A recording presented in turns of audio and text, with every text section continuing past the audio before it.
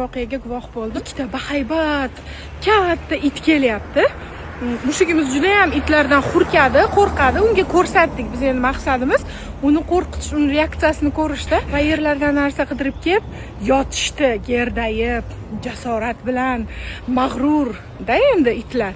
Va mushugimizga ko'z qiri bilan qarayapti. Mushugimiz qo'rqibgina, ko'zlari katta-katta hayiqib turibdi. Hozir ularni ovqatlantiramiz dedi. Chaqirsam, itlar turib, qo'rqib, orqasiga qarab menga qo'yib qochsa bormi?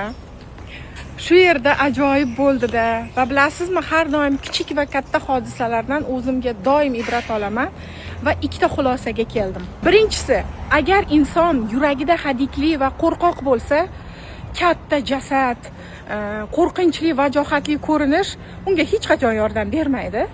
Demak, jasorat yurakda bo'ladi, tashqi ko'rinishda yoki qayerlikligingga, bir nimalarga bog'liq emas. Ikkinchisi, inson biroz jasoratliroq bo'lsa, o'ziga tegishli narsani birovga oldirib qo'ymaydi. O'sha yemakni o'sha yerga tashlab ketdik. Demak, boshqa qaysidir daydi-itlar kelib yeb ketadi. Lekin ular biroz jasorat qilganda, kelib qornlarini to'yg'izib ketishgan bo'lardi, og'zidagi oshni oldirmasdi.